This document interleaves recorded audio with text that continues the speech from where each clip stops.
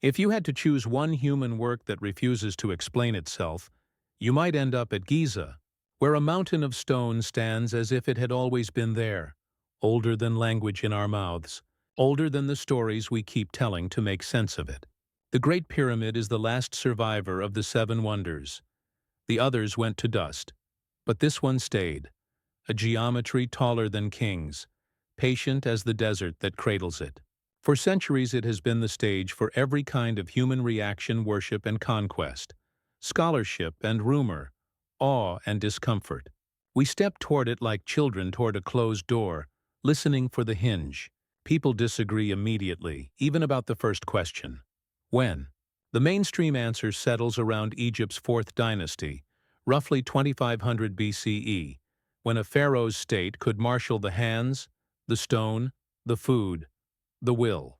But a louder, more insistent whisper runs alongside the textbooks, that pieces of this complex are older still, carved before the desert took its present shape, shadows from a deep past 10, even 12,000 years ago, when another civilization, unnamed in the records, set its mark and vanished.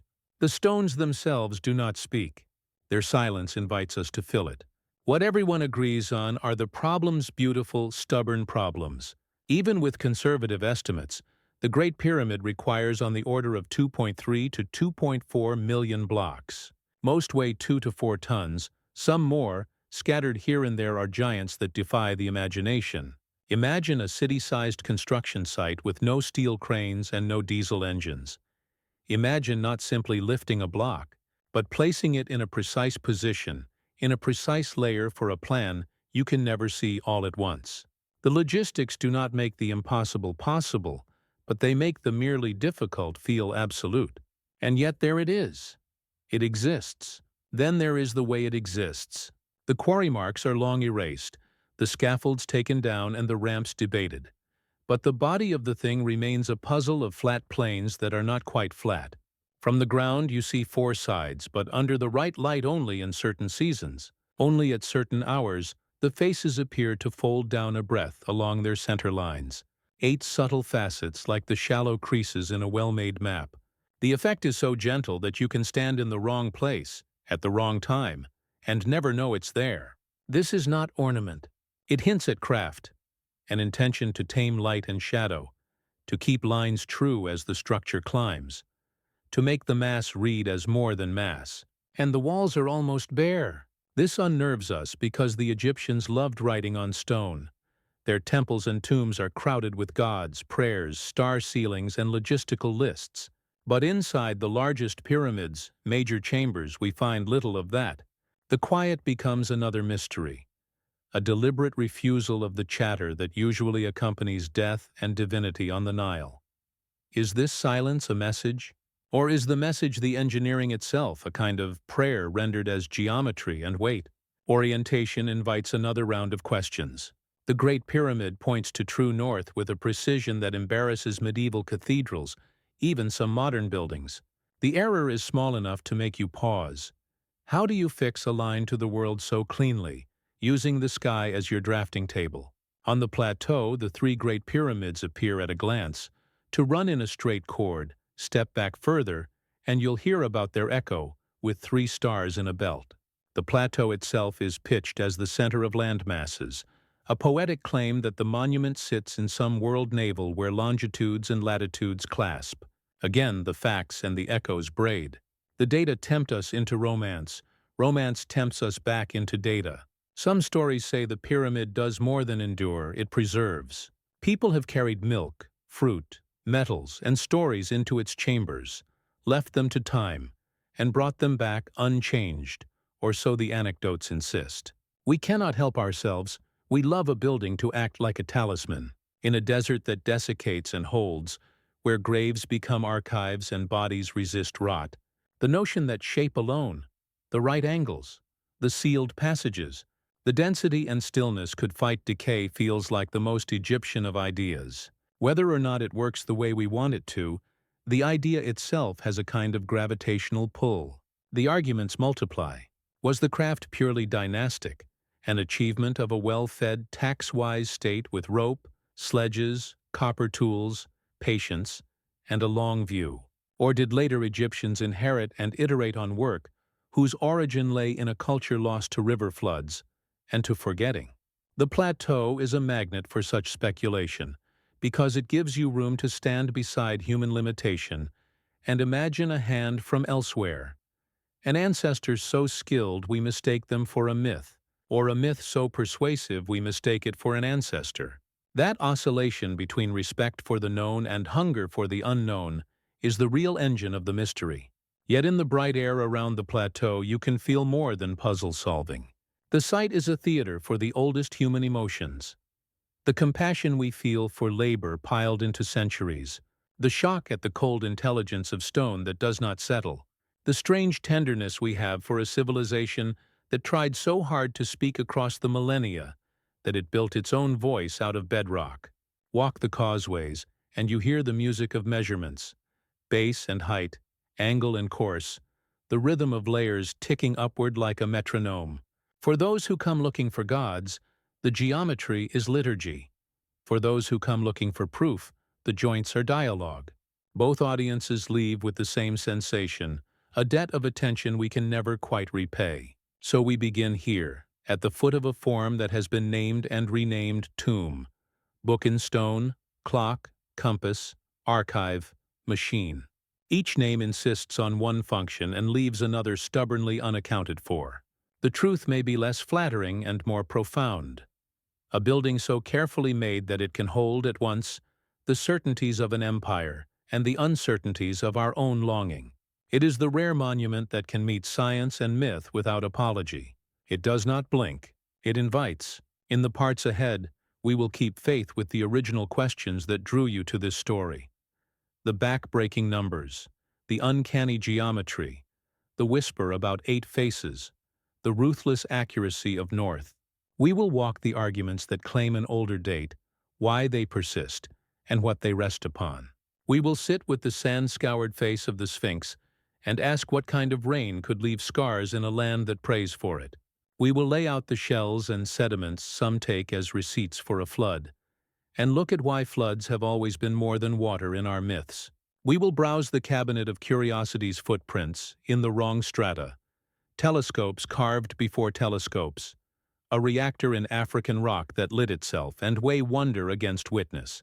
And we will leave the plateau for a while, into a narrow tomb where a boy king slept, surrounded by sons of hammered gold, an entire household miniaturized for the road beyond.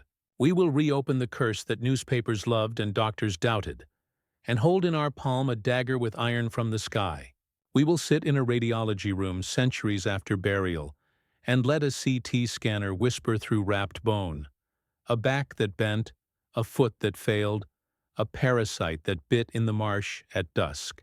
We will return to the pyramid in the dark with Napoleon, and with a stubborn reporter years later, because sometimes the mind inside a sealed chamber is the strangest artifact of all. The goal is not to flatten the mystery into a single answer. The goal is to listen closely enough that the questions sharpen and the wonder deepens. The pyramid does not ask us to believe, it asks us to look, and to look long enough that we change a little in the act of looking. At the edge of the Giza plateau, the wind smells faintly of lime and dust. The stone blocks, weathered by thousands of years of desert sun, seem to hum with a quiet energy. Standing there, one cannot help but ask the same question that has haunted engineers and dreamers for centuries. How? How could a civilization that had yet to invent the pulley, that worked with copper instead of steel, raise and align over 2 million stones, each one weighing as much as a car, some as much as a locomotive into a structure taller than a modern 40-story building? Every attempt to answer this question reveals as much about human imagination as it does about history itself. Archaeologists speak of quarries to the south, of sledges dragged over wet sand to reduce friction, of temporary ramps that climbed higher as the walls rose. The ancient workers, they say, may have poured water in front of the sledges so the sand would not swallow their efforts. Others describe massive straight ramps that reached dizzying heights, or elegant spiraling ramps hugging the pyramid's flanks, hidden beneath layers of limestone casing. But when we run the numbers, ramp volumes, labor requirements, time constraints, the equations start to sweat. If a single ramp extended long enough to reach the upper courses, it would require almost as much material as the pyramid itself. How do you remove such a ramp afterward without erasing the very evidence of its existence? Some scholars propose a combination of methods: internal corridors, lifting cranes made of wood, counterweights sliding in sand-filled shafts. Yet even the most disciplined Egyptologist feels the tug of humility in front of the stones. The more we understand about the tools and organization of Old Kingdom Egypt, the more impressive the achievement becomes, not less. The logistics are staggering. Imagine over 20 years of construction, working seasons limited by the Nile's flooding cycle, tens of thousands of laborers who were not slaves, but skilled workers and conscripted farmers, living in vast encampments with bakeries, breweries, physicians, and overseers. Recent excavations near the pyramids have revealed an entire workers' village, complete with communal bakeries that could feed thousands. The remains tell us of a well-fed workforce: fish bones, beef, bread, proof that this was a national project of pride, not punishment. Still, pride does not move stone. Ropes made from papyrus and palm fiber must have groaned under the load. Wooden rollers would have shattered under the weight. The work demanded an understanding of balance and leverage that modern engineers recognize instantly. This was not brute labor alone, it was choreography. The pyramid's internal structure amplifies the enigma. There is no metal skeleton, no mortar binding the limestone blocks together. The stability comes entirely from precision. Each block, some cut to within millimeters of its neighbor, fits into a pattern of force that has held for 45 centuries. The structure stands not because it resists gravity, but because it partners with it. Every stone leans inward, pressing its weight into the next, distributing pressure down and inward toward the bedrock core. The whole is one vast stone equation that solved itself. It is here that the mystery grows deeper. Inside those stone layers, there are no carved prayers, no reliefs of gods or kings. For a civilization that adorned even its granaries with hieroglyphs, the emptiness feels deliberate, almost defiant. The walls of the Great Pyramid whisper through geometry instead of language. It is as though whoever designed it wanted the structure itself to be the text, a kind of hymn written in shadow and symmetry.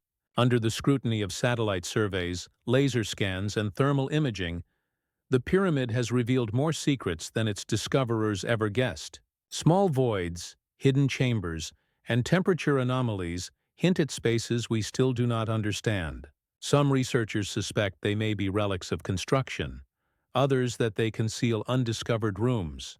The very act of measurement becomes an act of faith, because each new fact only deepens the sense that we are listening to an incomplete sentence. The deeper mystery is not the mechanics, but the precision. The base is almost perfectly level off by mere centimeters across 230 meters of length. The sides rise at an angle of roughly 51 degrees, consistent through millions of tons of masonry. Modern surveyors, armed with laser levels and satellites, have called that accuracy uncanny, and they are right. For a people working with cord, plumb bob, and the stars, the margin of error is so small it borders on the impossible. Which leads to another question, more haunting than the first. Why this level of perfection? Why align it to true north, not magnetic north, to an accuracy that would challenge even modern instruments? The simplest answer is symbolic north, the direction of the undying stars, those that never set below the horizon, the eternal home of the pharaoh's soul. In that interpretation, the pyramid is both compass and promise, guiding the king's spirit to immortality. But the secular mind resists leaving it there. What if the orientation served a practical function? A calendar, a map, an astronomical observatory?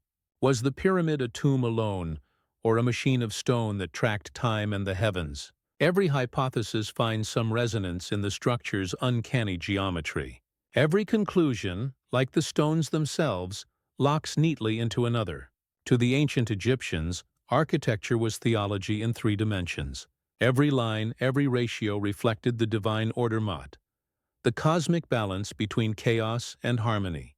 When they built high, they weren't just raising monuments, they were stabilizing the world.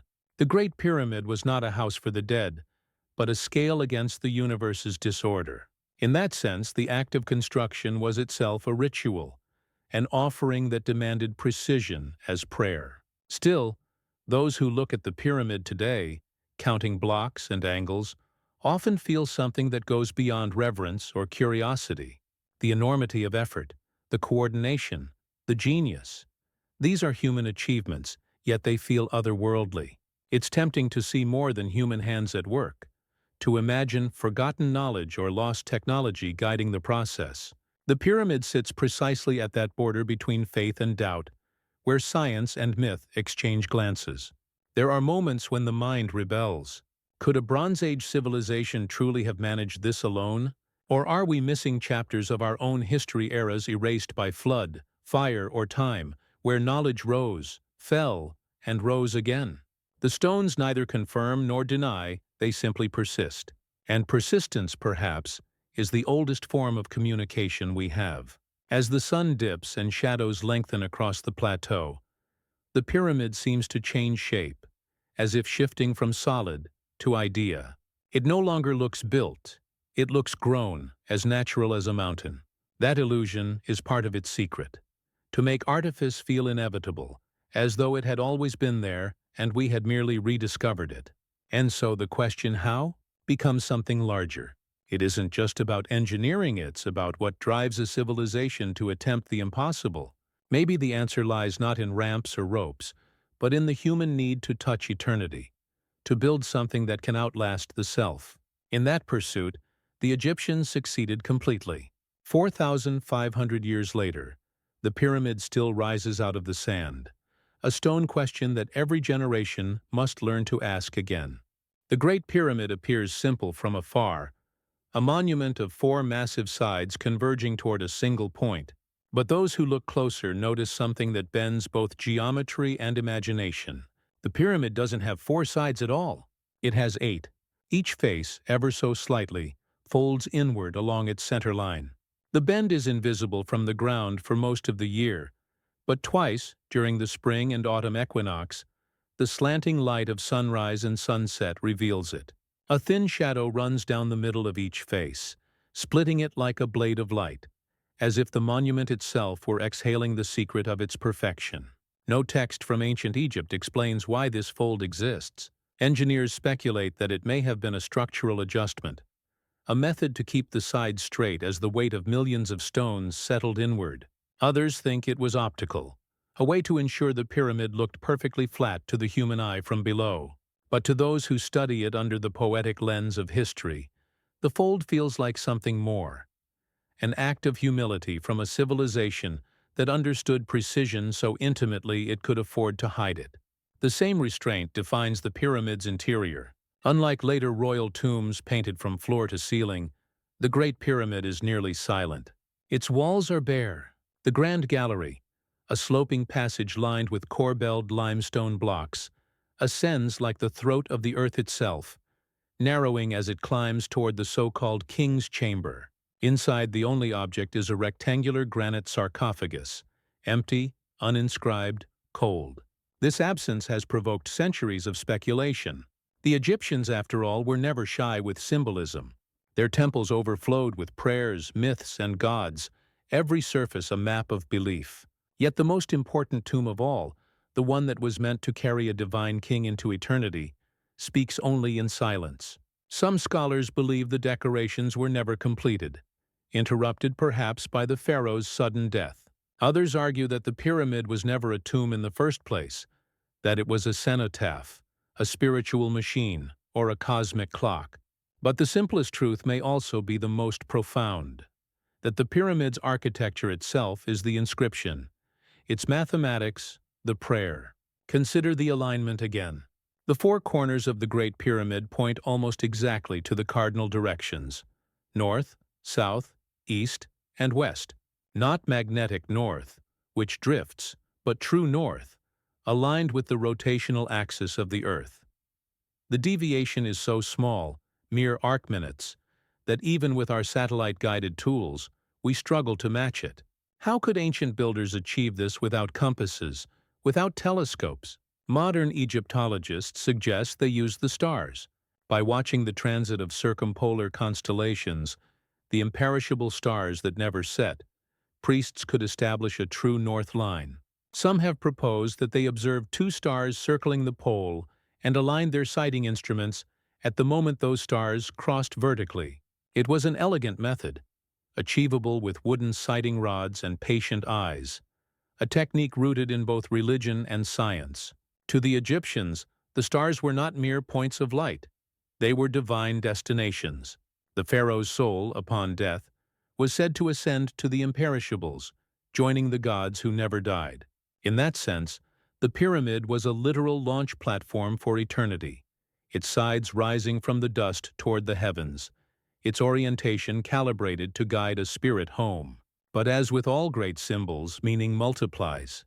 The pyramid's perfect northward gaze also marks it as a kind of cosmic axis, a stabilizing point in a world of shifting sands and uncertain floods. Just as their temples mirrored the sky, the Egyptians built their king's tomb as the pivot of the known world, where heaven and earth could briefly meet. To stand at the base is to sense the duality at the heart of its design.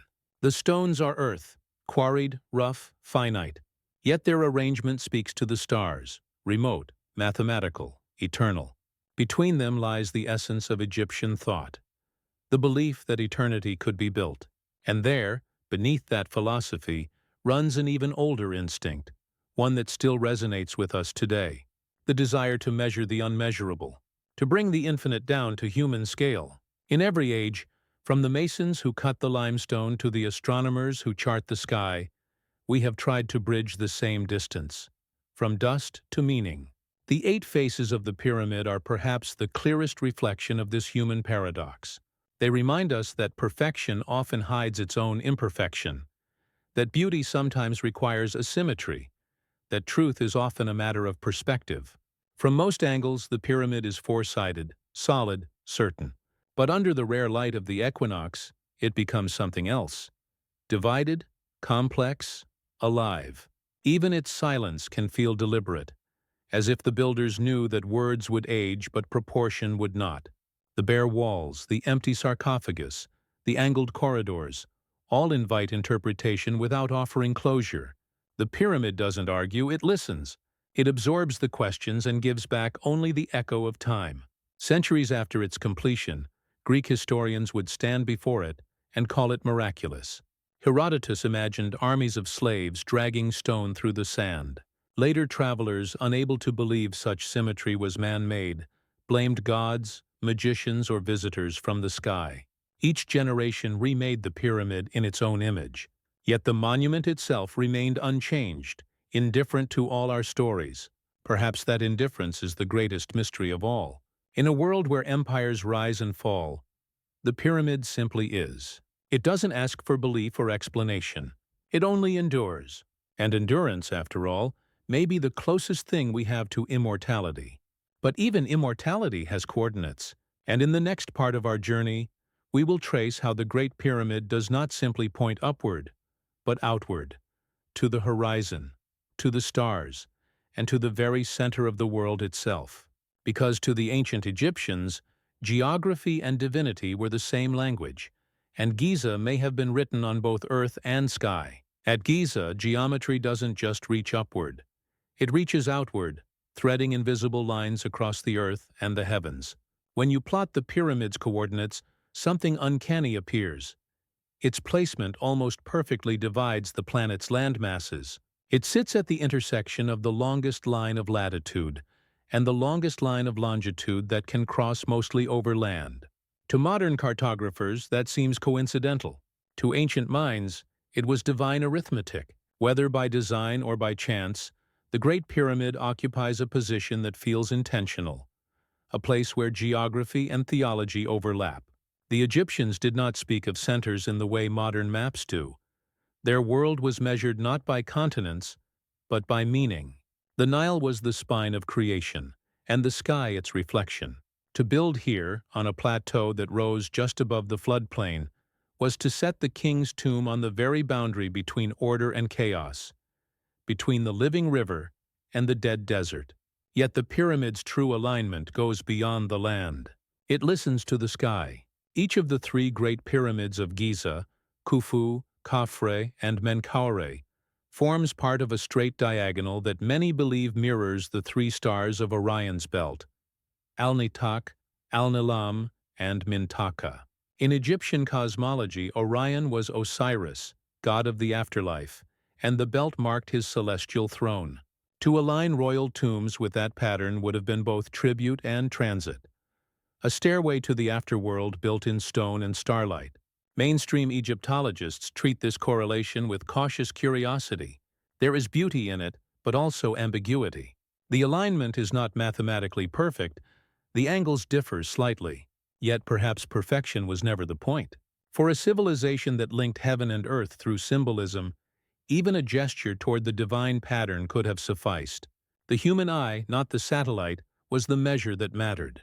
But what truly astonishes is the pyramid's precision toward true north. When modern surveyors first measured the deviation, they found it less than 1/20th of a degree, a margin so tight that, had the pyramid been rotated just slightly, the error would vanish into the grain of a human hair. It is the most accurate cardinal alignment of any ancient structure on Earth. How did they do it?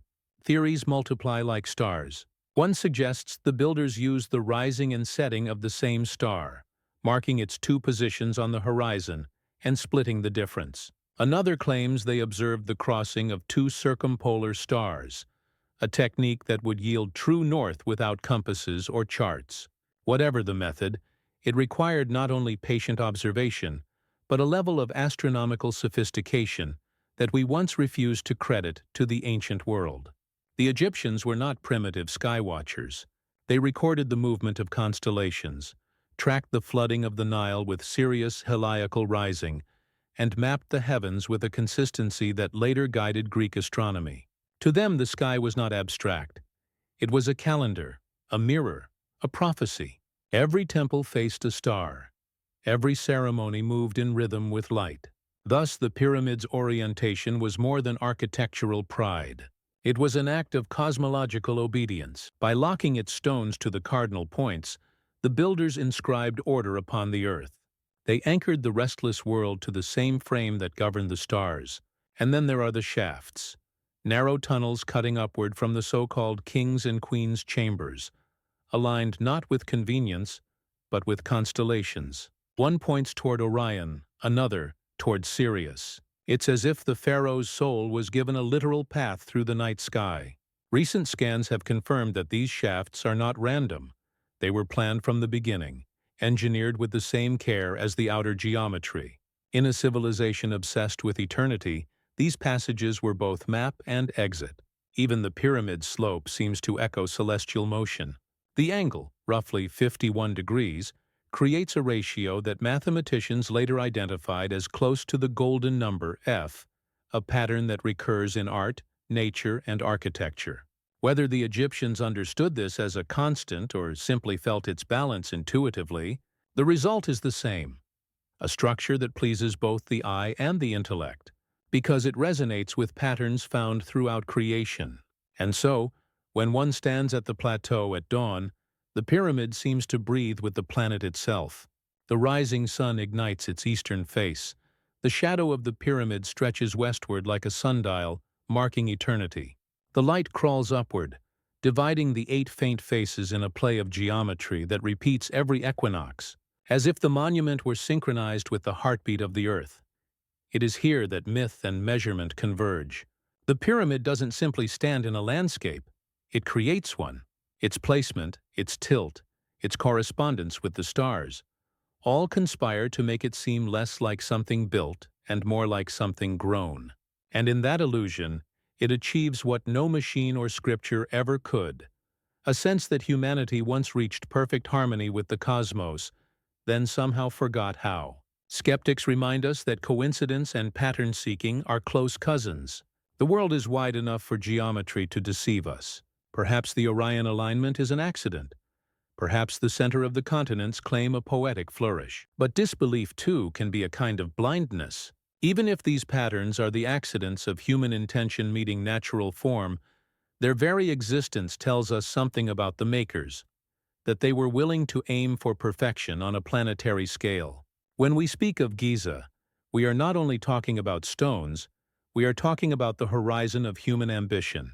The same instinct that led later generations to chart galaxies, split atoms and send metal hearts into orbit, first stirred in the minds that aligned these stones with stars. In that sense, the Great Pyramid is not an anomaly of the past, but a prophecy of the future. A reminder that every age thinks itself the pinnacle of knowledge, until it stumbles upon evidence of an earlier one that dared to reach higher. In the next chapter of this story, we turn to the oldest witness of all, the Sphinx, whose face, half man and half lion, has stared at the same sky for 12,000 years, or so some believe. And in the erosion that scars its body, some claim to read not just the passage of time, but the memory of an age before Egypt itself, when water, not wind, shaped the desert. Long before the dawn touches the tip of Khufu's pyramid, another sentinel watches the desert, silent, half-buried, and patient beyond reason. The Great Sphinx, its gaze, carved from living rock, faces the rising sun, as if waiting for something that will never return. For centuries, travelers called it a riddle, but perhaps it is not the Sphinx that asks the question. Perhaps we are the ones being tested. In the accepted story, the Sphinx was sculpted around 2500 BCE, during the reign of Pharaoh Khafre, whose pyramid stands directly behind it. The lion's body and the king's face, scholars say, symbolize strength joined with wisdom. The animal and divine made one. But when geologists began to study the erosion that scars its flanks, the narrative cracked like the limestone beneath its paws. The marks, some argued, were not the product of wind and sand at all. They looked more like rain, deep rounded fissures, patterns that no desert storm could carve. If the Sphinx bore the scars of water, then it must have faced a very different Egypt, one where rain fell for centuries, long before the Sahara turned to dust.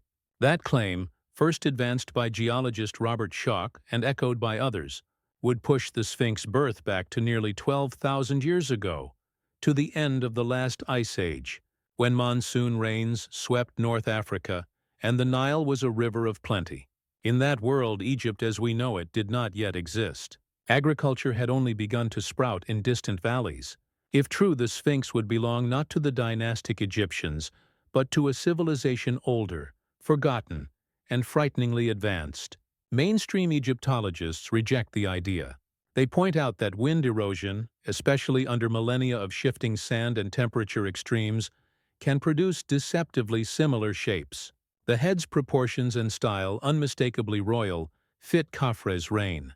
The dream stele between its paws, erected by Pharaoh Thutmose IV 1,000 years later, already calls it the guardian of the horizon, linking it firmly to the dynastic kings. Yet the counter-arguments never seem to silence the question entirely, partly because of that haunting erosion, partly because of what lies beneath.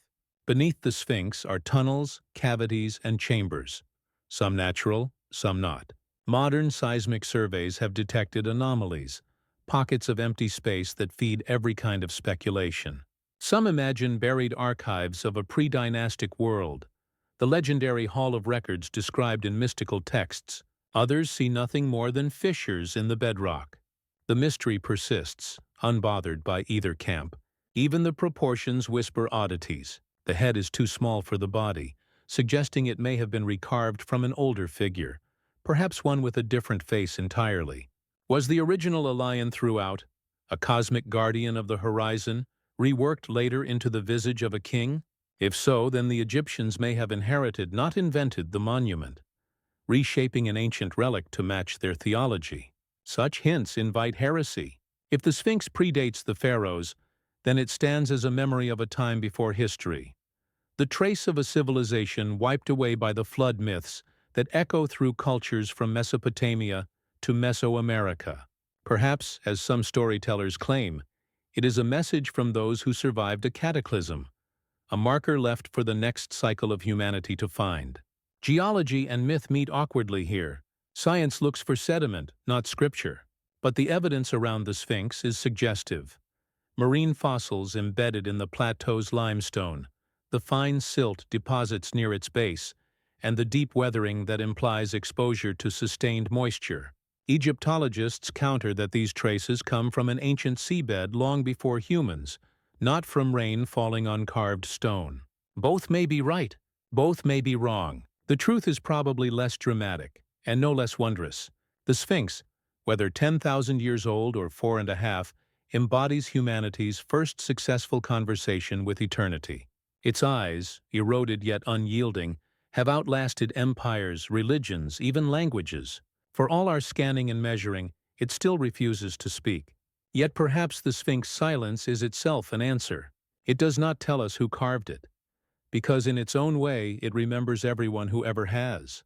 The shepherds who once slept in its shadow, the pharaohs who prayed before it, the invaders who shot at it for sport, the archaeologists who measured its every fracture, all are now part of its story.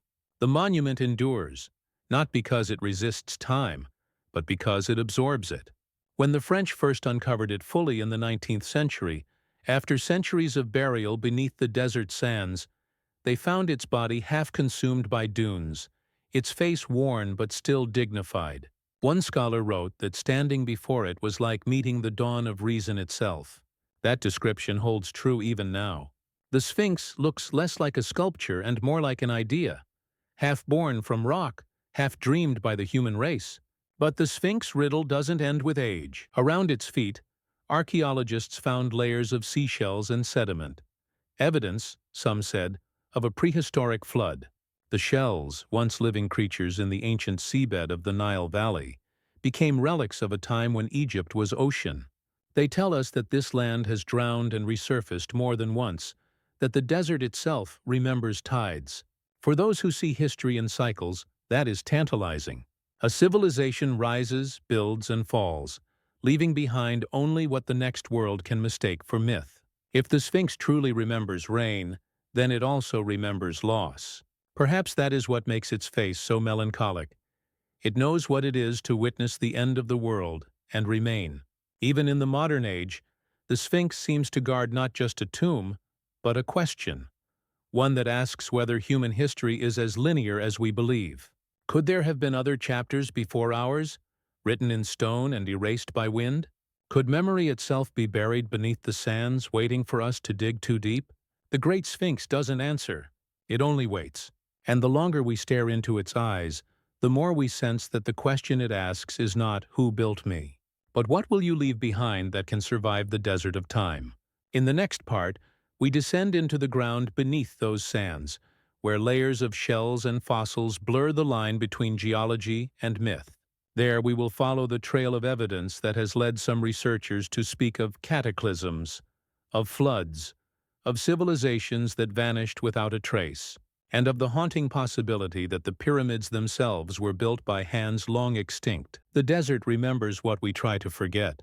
Beneath the golden skin of Giza lies a palimpsest of oceans, floods, and vanished worlds.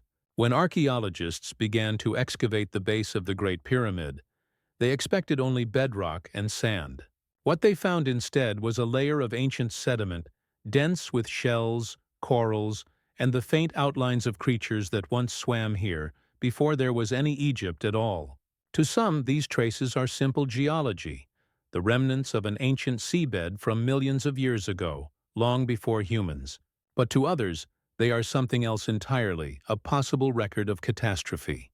Embedded within that sediment are the whispers of water, and for those who believe in the deep age of the pyramids, they are proof that these monuments once stood before the desert existed, when the world drowned in rain. One theory draws a direct line from these findings to the myth of the Great Flood. It proposes that long before dynastic Egypt, a civilization flourished here, technologically advanced, astronomically precise, and then suddenly gone. Their monuments survived not as tombs, but as warnings. When Plato wrote of Atlantis, he described a city of immense knowledge swallowed by the sea in a single day and night of misfortune. For centuries, scholars dismissed it as allegory. Yet the image refuses to die, as persistent as the sand that hides and reveals the same stones over and over again. In 1993, a team analyzing fossilized seashells around the pyramids claimed that their composition matched those of late Pleistocene marine deposits, roughly 10,000 to 12,000 years old. Others countered that these shells had been unearthed from older limestone layers used in construction, not from the site itself. But the debate, like the desert wind, never stops shifting. The evidence remains ambiguous, tantalizing precisely because it can be read both ways. Still, the implications fuel a strange excitement. If the pyramids or the Sphinx predate recorded history, they would stand as monuments not only to Egypt's glory, but to something humanity has always feared: the memory of our own erasure. The possibility that civilization itself is cyclical, that it rises, shines, and sinks beneath its own weight haunts every age. Ancient flood myths stretch across continents like veins in a shared heart. In Mesopotamia, the gods drown the world to silence human noise. In India, Manu rides a fish to safety through a deluge.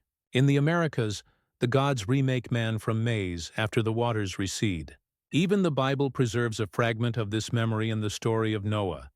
Is it coincidence that so many cultures speak of a great cleansing by water? Or is it cultural memory distorted, retold, but rooted in something that really happened? An echo of rising seas when the ice sheets collapsed at the end of the last ice age. Egypt sits at the center of that speculation. If the Nile's basin once flooded far beyond its reach, if torrential rains once sculpted the Sphinx, then perhaps the builders of Giza were not only architects, but survivors, those who endured the last upheaval and built to ensure remembrance. The pyramids, seen in this light, are not mere tombs, but repositories, a library carved in stone to outlast the next forgetting. And what if the myths of giants are memory too? Across the world, from the Andes to Mesopotamia, from the Greek Titans to the Nephilim of Genesis stories, tell of beings of immense stature who walked the earth before mankind as we know it. Archaeological rumors, amplified through centuries of retelling, have described skeletal remains of extraordinary size unearthed in deserts and river valleys. Most of these tales fade under scrutiny, but the fascination persists, because behind the myth lies a simple truth. There were giants of another kind, not creatures, but civilizations, cultures whose knowledge loomed large enough to be mistaken for something superhuman. Modern researchers like Graham Hancock and others have revisited these theories, arguing that the alignment, scale, and precision of Giza could point to a legacy from such an earlier world. Their claims, often derided by orthodox scholars, nonetheless find an eager audience, precisely because they speak to something we feel but cannot prove: that humanity has been here longer and reached higher than our written histories allow. Even among the skeptical, one fact remains unassailable. The builders of Giza possessed a mastery of measurement and planning far beyond what was necessary to honor a single king. Their geometry anticipated truths that would not be rediscovered for millennia. The ratio of a circle's circumference to its diameter, the curvature of the Earth, the relationship between base and height that approximates the constant p. Was that coincidence, or the quiet echo of a deeper tradition, handed down through forgotten generations? In the modern desert heat, you can still feel that tension, the pulse of science under the skin of myth. The sediment layers at the pyramid's feet tell us of an Earth that changes, violently and often. The fossils speak of ancient seas. The erosion speaks of rain. The geometry speaks of eternity. Together, they form a language we are still learning to translate. To walk the plateau is to walk on time itself. The stones grind softly underfoot, fine as flour. Each grain may have been part of a mountain, an ocean floor, a civilization's roof tile. It's easy to believe, standing here, that the desert is not emptiness at all, but memory made visible. Memory stripped of everything except endurance. And perhaps that is the real message of these supposed prehistoric signs. Whether or not the pyramids are older than Egypt, they remind us that every civilization builds its own Atlantis. The waters are always rising, sometimes literal, sometimes moral, sometimes the slow flood of forgetting. The builders of Giza may not have been survivors of a lost continent, but they understood something timeless: that permanence is an illusion, and memory must be built large enough to withstand the tide. In the next chapter, the story moves beyond pyramids and floods to a stranger realm, to objects and discoveries scattered across the world that seem to mock our timeline. Fossilized footprints alongside trilobites, stones carved with telescopes before telescopes existed, a nuclear reactor in the heart of Africa that burned billions of years before man struck his first spark. Were these coincidences, misreadings, or fragments of an older intelligence? Each artifact blurs the line between myth and evidence, daring us to decide what history is willing to remember and what it must deny. If the Great Pyramid is a question carved in stone, then scattered across the earth are its echoes, fragments of impossibility that refuse to fit into any tidy chronology. Some lie in museums, others in footnotes, still others in stories that archaeologists would rather forget. But together they form a strange constellation, hinting, or pretending to hint, that human history is older and stranger than we allow. In June of 1968, a man named William Meister, a rock collector in Utah, split open a slab of Cambrian shale. Inside, he claimed, was a fossilized human footprint. Pressed into the stone were not only the impressions of a heel and sole, but also, impossibly, a crushed trilobite, an extinct marine creature that had vanished from Earth nearly 250 million years ago. The fossil made headlines, scandalized scientists, and was quickly dismissed as a geological curiosity, a coincidence of erosion that happened to resemble a footprint. Yet to those already convinced that time hides its secrets, it was one more whisper from the deep past. This was not an isolated whisper. In the mountains of Peru, explorers unearthed stones etched with images that should not have existed, figures gazing through telescopes, performing surgery, transplanting hearts. These Ica stones, named for the region where they appeared, were dismissed as modern forgeries, and yet the temptation of the impossible lingered. Because if even one were real, it would mean that someone, somewhere, knew before history began to write itself. Most of these artifacts crumble under scrutiny, their chemistry inconsistent, their origins undocumented. Yet amid the hoaxes and half-truths, there are finds that force even cautious minds to pause. One of the most unsettling lies far from Egypt, deep in equatorial Africa. In 1972, French scientists examining uranium ore imported from Oklo, in the Republic of Gabon, found something that should have been impossible. The ore's isotope composition showed signs of depletion, as if it had already been used as nuclear fuel. When the team investigated, they discovered a site where chain reactions had occurred naturally, millions of years before humans ever split the atom. At first the idea seemed absurd, a natural nuclear reactor operating on its own. But the data were clear. Roughly 1.8 billion years ago, when the planet's uranium content was higher and groundwater flowed through the deposits, a self-sustaining fission reaction ignited, cycling on and off for hundreds of thousands of years. The Oklo phenomenon is now recognized as real, a quirk of geology so improbable that it feels like engineering. Some have called it Earth's first power plant, a natural mirror of our most dangerous invention. The Oklo discovery sits awkwardly beside the legends of lost technology. It reminds us that nature, given time, can produce miracles that look man-made, just as man-made marvels, given enough time, can pass for nature. The boundary between the two is thin, sometimes no thicker than the layer of dust on an ancient floor. And there are more such boundaries. In 1938, an Austrian engineer named Franz Gernschwein catalogued a mysterious artifact found in Nampa, Idaho, a small clay figurine, human-shaped, excavated from a layer of earth that geologists dated to nearly 2 million years old. The figurine, later suspected of being a contamination from a modern layer, still haunts the margins of science, an object that should not exist where it was found. We collect these anomalies like children picking up bright stones on the beach, hoping one will prove the ocean itself is magical. Most turn out to be tricks of light, but a few, just enough, shimmer differently. In Peru, another puzzle lies carved into the Andes, a network of lines etched into the desert plateau of Nazca. From the ground they seem meaningless, but from the air they form immense animals, spirals and arrows, some stretching for miles. The lines were cut by removing the dark surface rock to expose the pale earth beneath, preserving the drawings for centuries without rain. The Nazca people we now know created them around 500 BCE, but the precision, the scale, and the purpose remain half mystery, half sacred geometry. Were they astronomical markers, ceremonial pathways, or signals to something above? Every age has its anomalies, and every anomaly forces us to choose between explanation and wonder. The ancients who built the pyramids faced the same choice when they looked at the stars: measure them or worship them. In truth, we are still doing both.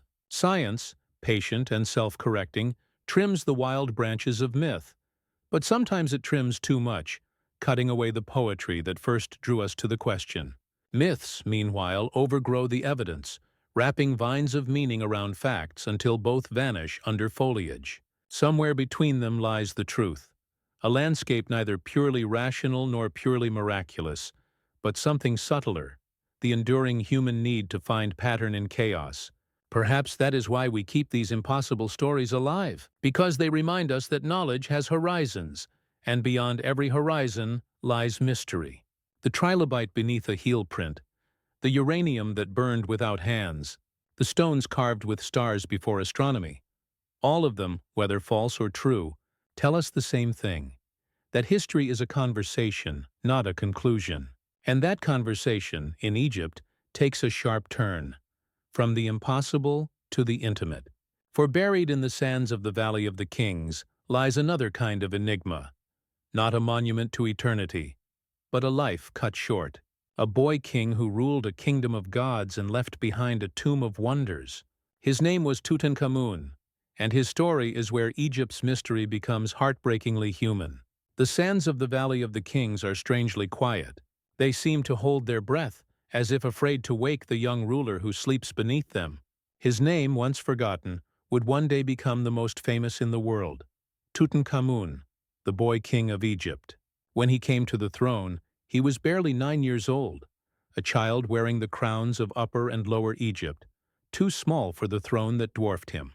Yet his story begins long before his coronation, in the turmoil of a family that tried to remake the world and paid dearly for it. Tutankhamun's father was Akhenaten, the heretic pharaoh. In an act of divine rebellion, Akhenaten had abolished Egypt's ancient pantheon and declared the worship of a single god, the Aten, the sun disk whose rays touched all life. It was a bold experiment in monotheism, centuries before such a word existed. He built a new capital, Amarna, dedicated to his god, and filled its walls with the light of the Aten. But his revolution fractured Egypt. The priests of Amun, displaced and enraged, plotted in shadows. Trade faltered. The old gods fell silent, but the people did not forget them. When Akhenaten died, chaos filled the vacuum he left behind. The city of Amarna crumbled. The temples of the Aten were dismantled. The young Tutankhaten, the living image of Aten, was thrust onto the throne amid this storm. He did not rule alone, too young to command. He was guided by elders, the vizier Ai, shrewd and calculating, and the general Horemheb, a soldier of immense ambition. They ruled in his name, steering Egypt back toward its ancient faith. Under their counsel, the boy king changed his name, from Tutankhaten to Tutankhamun, the living image of Amun. It was more than a political gesture. It was a restoration of cosmic order, a return to Ma'at, the balance that his father had broken. The capital was moved back to Thebes. The temples reopened. Artists once again carved the faces of familiar gods. In reliefs from his short reign, Tutankhamun appears as a youthful pharaoh, smiting enemies, hunting lions, offering to Amun and Hathor. But we know these were images of statecraft, not of reality. He was frail, possibly sickly, walking with a cane even in his teens. Beneath the golden ceremony there was a fragile boy. Still, his reign, though brief, perhaps 10 years, marked a kind of healing. He ordered temples rebuilt, including the great complex of Karnak, and commissioned works of astonishing beauty. The artisans of his court, freed from Amarna's abstract experiments, returned to the lush realism of old Egypt. The golden age flickered one last time through the hands of those who crafted his treasures. His marriage to Ankhesenamun, his half-sister and daughter of Nefertiti, seemed at first a bond of dynasty, but it was also one of tragedy. Two tiny mummified infants were later found in his tomb, daughters still born, their fragile forms preserved beside him. The bloodline that Akhenaten had warped through generations of royal intermarriage was collapsing inward. Modern DNA analysis, conducted in the 21st century, confirmed what the bones already hinted. Tutankhamun was the child of incest. His father and mother were brother and sister, a union that amplified genetic disorders passed silently through the royal line. His bones show scoliosis, clubfoot, and signs of malaria. He walked with a staff not out of majesty but necessity. The romantic image of a warrior king driving chariots across the dunes fades under the X-rays. Instead, we see a boy struggling against his own body, ruling a kingdom that still bowed before him as divine. His death, when it came around the age of 19, was sudden but not unique. Egypt's soil was cruel, its diseases ancient. And yet death was not the end for a pharaoh. It was a passage. Tutankhamun was embalmed with the same care given to his ancestors, his body wrapped in resins and linens, his organs placed in canopic jars guarded by the goddesses Isis, Nephthys, Neith, and Selket. Around him, the priests placed amulets, jewels, and words of power meant to protect him on his journey through the Duat, the underworld. The tomb prepared for him was small, far smaller than those of greater kings. Some believe it was originally meant for someone else, perhaps I himself, and repurposed in haste when Tutankhamun died unexpectedly. His burial was a race against time, 70 days, as the embalming demanded, but with no room to waste. Yet what the tomb lacked in size, it compensated in splendor. When the British archaeologist Howard Carter broke through its sealed door in 1922, he described the first glimpse as wonderful things. The flicker of candlelight reflected off gold, ivory, lapis lazuli. A chariot dismantled for eternity. Thrones inlaid with scenes of love between the young king and his queen. Boxes of jewelry. Weapons polished as if waiting for a hand that would never return. And then the coffin itself, nested like a riddle, 3 layers deep, each more lavish than the last. The innermost one, solid gold, cradled the mummified body of the boy who had ruled the most powerful empire of the ancient world, now reduced to silence. Across his face lay the most iconic object in archaeology, the funerary mask, blue and gold, serene and eternal. The eyes, made of obsidian and quartz, seemed to follow every onlooker. Through this face, Tutankhamun became immortal in a way his gods could never have promised. His father's city had turned to dust, his dynasty forgotten, yet his name was spoken again across the world. The boy king who reigned briefly over a divided land would rule forever over the kingdom of wonder. But with that rediscovery came something darker, a rumor of retribution, a story that would turn archaeology into mythology once again, the curse of the pharaohs. When Lord Carnarvon, the financier of the expedition, died suddenly just months after the tomb was opened, a mosquito bite turned septic, the newspapers declared it divine vengeance.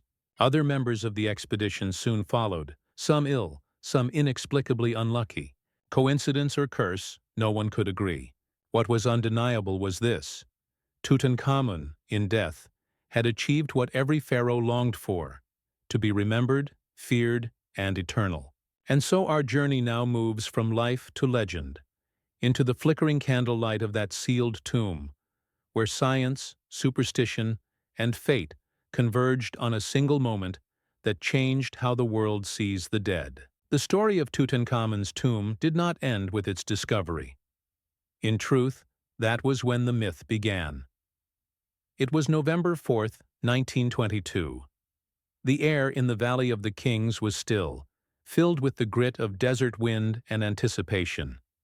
After 6 fruitless seasons, the British archaeologist Howard Carter knelt beside a newly uncovered stairway leading down into the limestone.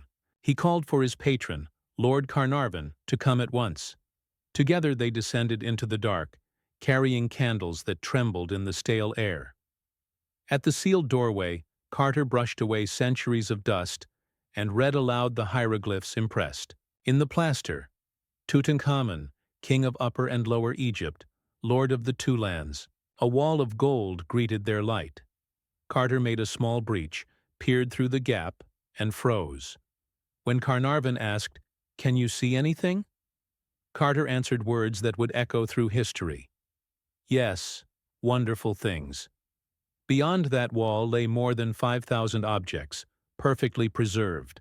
Gold couches shaped like lions, perfume jars sealed with resin, bows, shields, and sandals made for a boy god.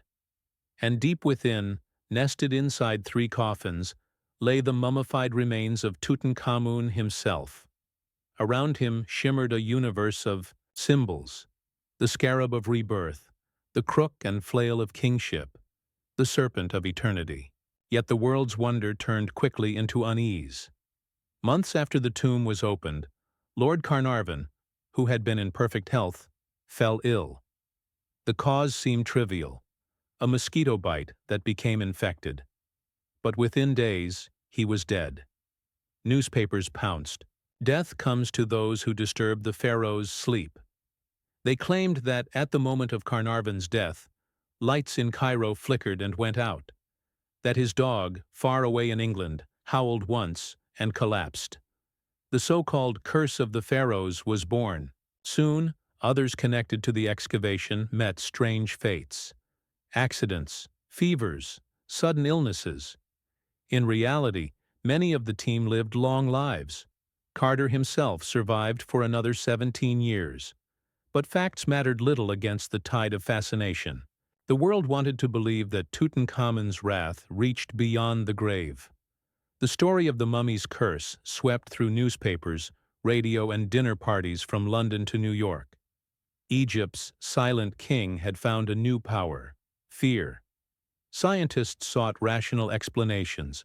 Some proposed that ancient tombs contained deadly molds and bacteria sealed for millennia, released into the air when disturbed. Others pointed to toxic fungi that could cause respiratory failure or sepsis in weakened individuals. Yet later studies found no consistent evidence of such pathogens. The deaths, it seemed, were coincidence magnified by sensationalism. But myths, once born, rarely die. In that same tomb, however, another wonder would confirm that Tutankhamun's story was not mere superstition but also science, a connection between heaven and earth written in metal. Among the wrappings of the young pharaoh's mummy, Carter's team found 2 daggers. One had a blade of solid gold. The other, far more curious, gleamed with a silvery sheen, though it showed no sign of rust. When analyzed decades later, scientists discovered why. The iron was not from Earth.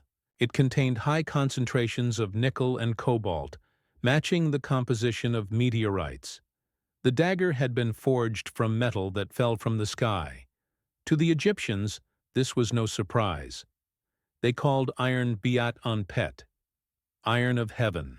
It was sacred, a material of gods and stars, rarer than gold in the Bronze Age. That Tutankhamun carried such a blade meant more than prestige. It symbolized divinity. To hold a weapon born from the cosmos was to wield the power of creation itself. And yet the craftsmanship was distinctly Egyptian. Its hilt inlaid with gold and crystal, its sheath etched with lilies and falcons. The dagger was both cosmic and human, divine and domestic, much like the boy who wielded it. Some historians suggest it may have been a gift from a foreign ally, perhaps the king of Mitanni, marking a rare alliance in Egypt's fragile diplomacy.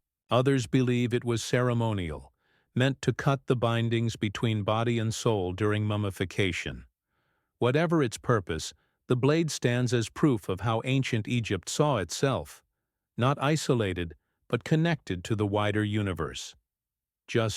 As the pyramids aligned with the stars, so too did the king carry a fragment of the heavens into his tomb. Carter's discovery transformed archaeology. Before 1922, the study of Egypt was a quiet pursuit for scholars and eccentrics. After Tutankhamun, it became a global obsession. Crowds lined up in Cairo to glimpse the treasures, replicas toured Europe, and America, the boy king's mask became a universal symbol of ancient mystery. Egyptomania swept the world, influencing fashion, architecture, and even film. But there was also a shadow. Museums displayed the artifacts as trophies of discovery, while Egyptians themselves watched foreign hands carry away the legacy of their ancestors. Tutankhamun, who had once restored the gods to Egypt, became again an exile, this time from his own land. Only decades later would his remains be returned to a sealed chamber within his original tomb, encased in glass to halt decay, as if at last he could rest. And yet even there, his legend continues to breathe. Every visitor who gazes into the glass box feels the same quiet pull, the uneasy awe of standing inches away from eternity. His withered face, now dark and fragile, still bears the faint outline of the mask that once crowned him. Behind those closed lids lies a story that bridges science and superstition, beauty and dread. Perhaps that is why the curse endures, not as a literal threat, but as a warning. It reminds us that wonder and arrogance are often the same impulse, that in reaching for the past, we awaken something ancient within ourselves. The realization that time does not forgive, and that the dead still have something to teach the living. In the next part, we leave behind rumor and relic to confront what science has uncovered, how modern technology, from CT scans to DNA analysis, has peeled away the final layers of the boy king's mystery. And what it found was neither vengeance nor miracle, but a deeply human story written in bone, disease, and inheritance, the price of divine blood. Under the sterile glow of a 21st century laboratory, the boy king finally speaks again, through fragments of bone, through strands of DNA, through the quiet hum of a CT scanner. Tutankhamun, embalmed in mystery for more than 3,000 years, was now reduced to data. Yet in that data lay the most human of truths. When scientists at Cairo's Egyptian Museum first lifted his mummy from its golden coffin in 2005, it was not reverence they felt, but tension. The body was so fragile that even a careless movement could turn history to dust. Underneath the bandages, the skin had darkened to resin black. The skull had collapsed. For centuries, people believed he had been murdered. A blow to the back of the head, they said, perhaps by a rival or regent. The idea fit our appetite for intrigue. The doomed prince, the jealous court, the curse that followed. But the CT scans told another story.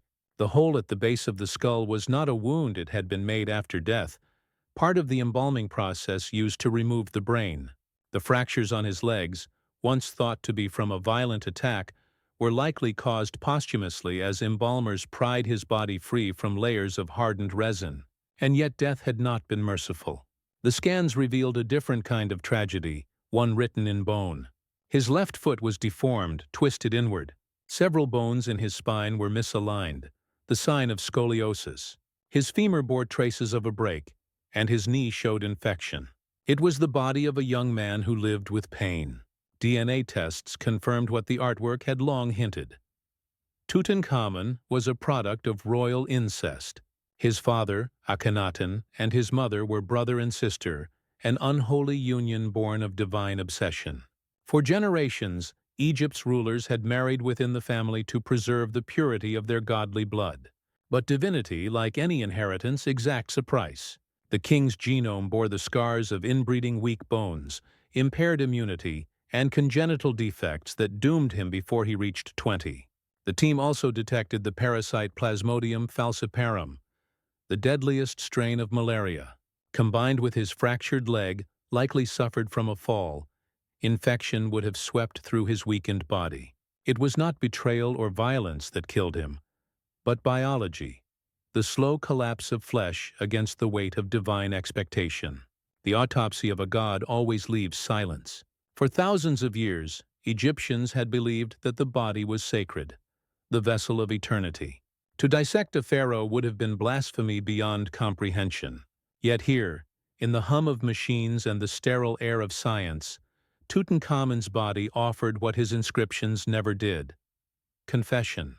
Through the images, we see not a warrior, not a demigod, but a fragile teenager. He had over 130 canes buried with him, symbols of authority, yes, but also the tools of a boy who limped through his palaces. In frescoes he stands tall, driving chariots and shooting arrows. In truth, he may never have been able to do either. Those scenes were propaganda. As eternal as the stone they were carved into, Egypt's refusal to admit weakness. It is almost tender, then, to think that amid all the grandeur, Tutankhamun was still mourned not as a symbol, but as a son. Inside his tomb, flowers once lay on the golden mask.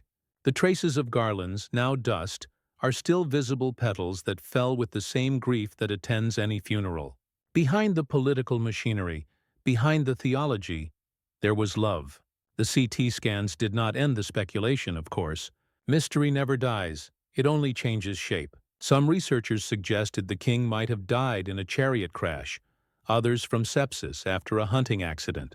But as the digital image of his face took form on laboratory screens, a 3D reconstruction pieced together from thousands of scans, an uncanny stillness settled in. The face that emerged was not divine at all. It was young, soft-jawed, slightly vulnerable, a boy who could have lived in any century, who might have laughed, limped, or dreamed like anyone else. His skull revealed a slight underbite, his teeth crowded. His hips were narrow, his shoulders uneven. There was no trace of the god-king we imagine, only the portrait of mortality. Perhaps that is why his death resonates more deeply than any other pharaoh's. The rulers of Egypt had spent millennia trying to defeat death through monument and magic.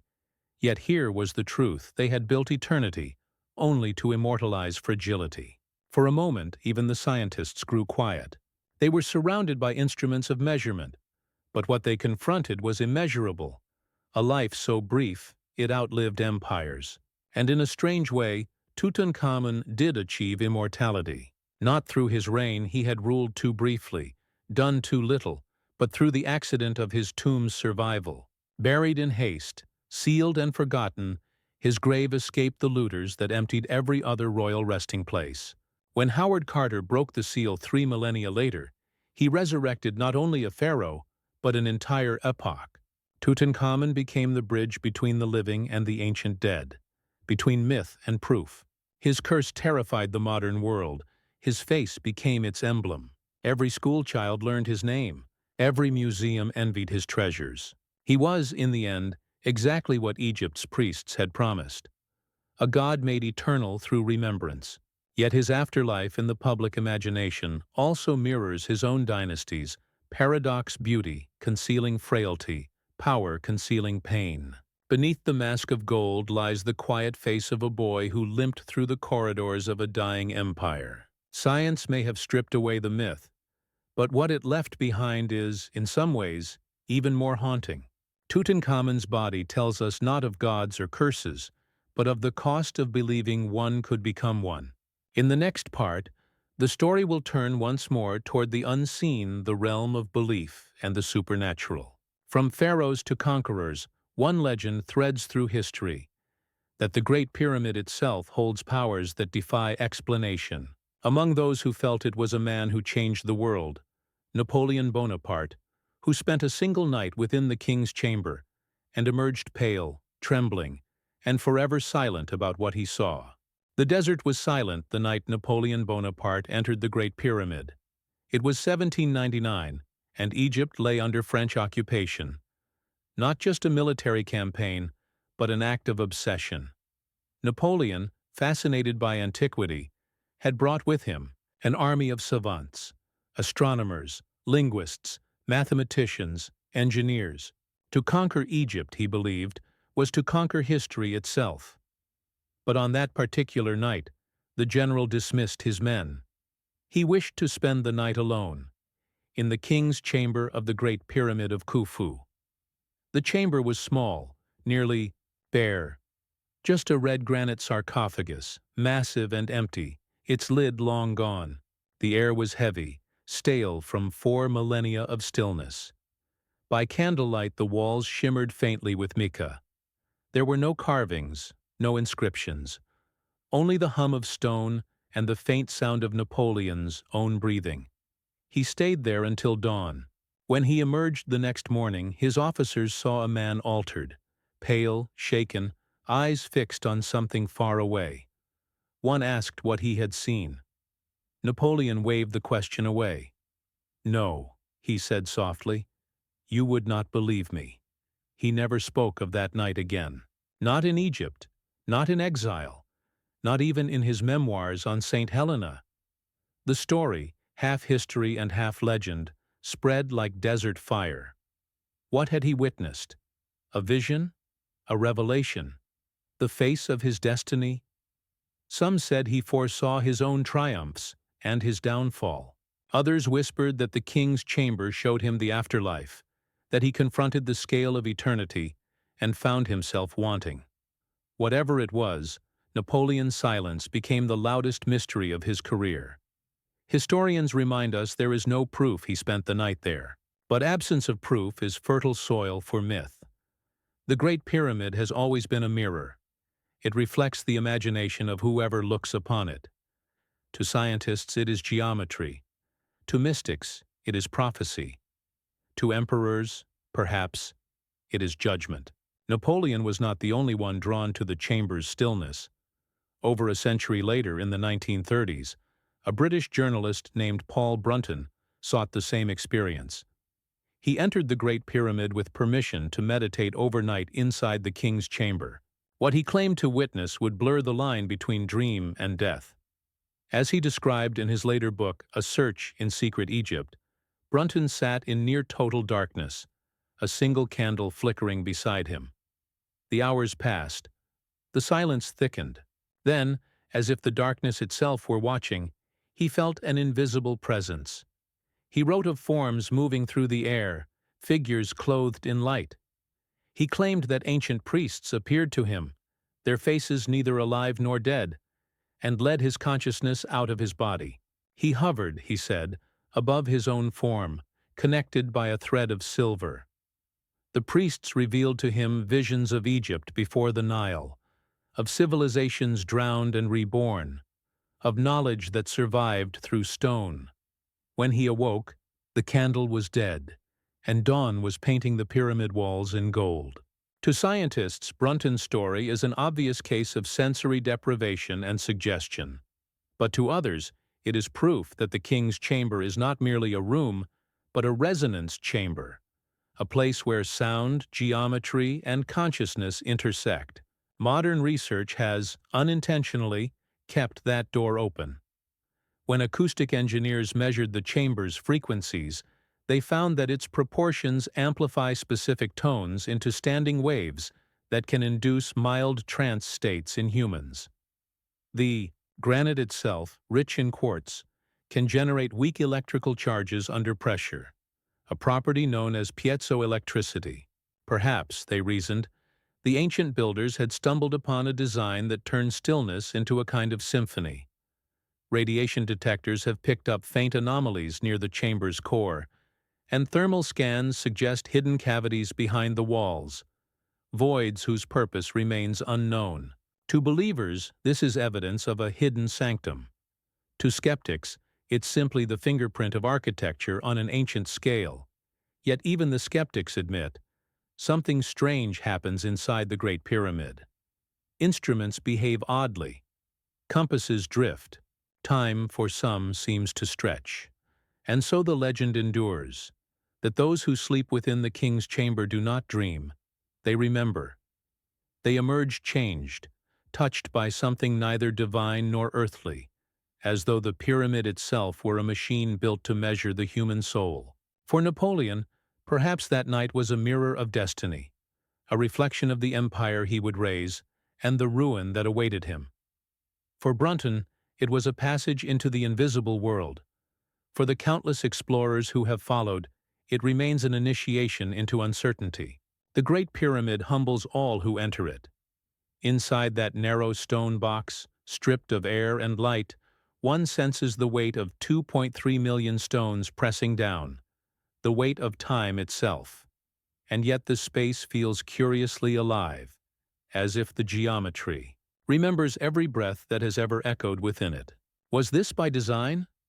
Could ancient engineers have intended to create not just a tomb, but a vessel for transcendence, a chamber tuned to the frequency of eternity?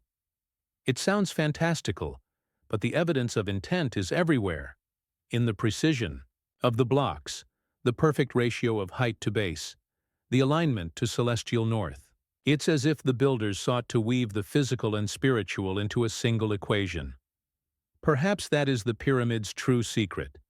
It does not grant power or visions, but perspective. To stand inside it is to confront one's own smallness, to feel, as Napoleon did, that everything we build will one day become mystery. And if the pyramid still holds anything unseen, chambers, relics, or truths, they are not waiting for discovery. They are waiting for understanding.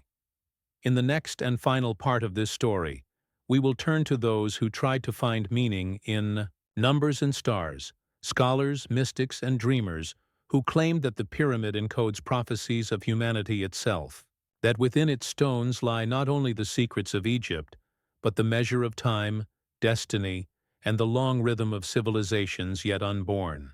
For centuries, the Great Pyramid has been more than a monument, it has been a cipher. Every generation has tried to read it, convinced that its stones hold not only the past, but the future.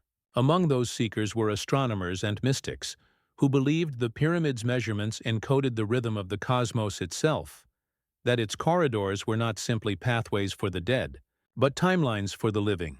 This idea, known as pyramidology, emerged in the 19th century, when scholars realized that the dimensions of Khufu's pyramid seemed to mirror the Earth itself.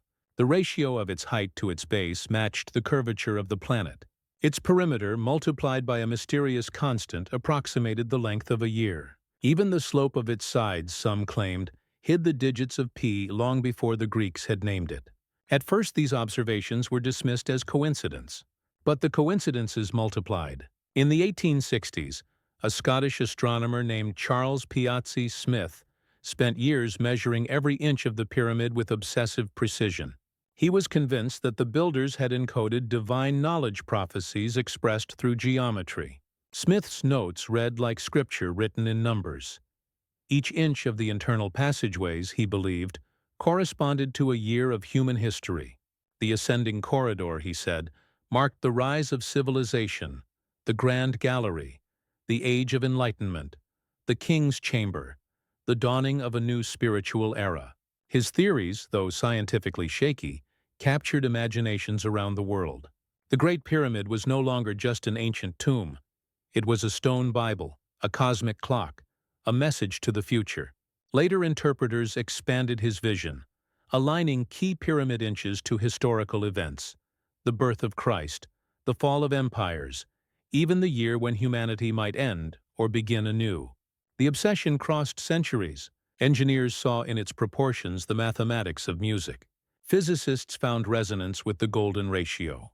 Mystics claimed it pulsed with telluric energy, that its very shape could sharpen razors, preserve food, or channel healing light. To skeptics, this was fantasy. To believers, evidence that the pyramid was built not merely as architecture, but as instrument its geometry, a hymn played forever in stone. Even modern science cannot quite banish the awe. When researchers used cosmic ray muons to scan the pyramid in 2017, they discovered something extraordinary. A hidden void, a vast chamber 50 meters long above the Grand Gallery, unseen for 4,500 years. No one yet knows its purpose. It might be a structural cavity, a forgotten corridor, or something else entirely. The discovery rekindled every question we thought we had buried. What else sleeps within those stones? Beneath the theories, a deeper pattern emerges, not mathematical, but human. We have always sought meaning in the unmeasured. When we stare at the pyramid, we are really staring into our own hunger for order. We see prophecy because we want the world to make sense. We count the stones, trace their shadows, align their peaks with the stars, because we cannot stand the thought that they exist for no reason grander than effort and endurance. And yet perhaps that is the grand reason. Perhaps the pyramid's true message is not hidden in inches or ratios, but in what it says about us, that we are creatures who build in defiance of oblivion, who carve our questions into rock and call them temples. Still, the mathematics sing. The Great Pyramid faces north more precisely than any structure before or since. Its dimensions encode the number of days in a year, the proportions of our planet, even the ratio between Earth and Moon.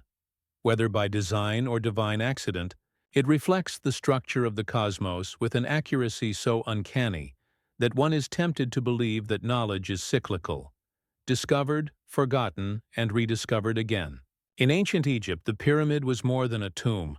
It was a symbol of rebirth. The pharaoh ascended through its chambers not to die, but to become eternal. The sloping sides mirrored the rays of the sun, guiding his soul skyward toward the imperishable stars, the same stars that guided sailors and astronomers millennia later. To walk inside the pyramid is to move through that same journey, from darkness to light, from ignorance to knowledge, from the mortal to the eternal. And so the legends persist. Some believe the pyramid was built by survivors of a vanished world, Atlantis, Mu, or civilizations we no longer remember. Others insist it was born from human genius alone.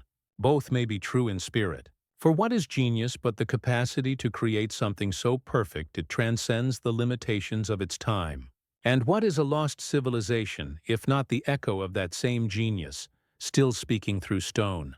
Today, satellites hover over Giza, lasers map its every contour, and yet the pyramid remains unknowable. Its precision endures, its purpose eludes. We can measure it to the millimeter, but not to the meaning.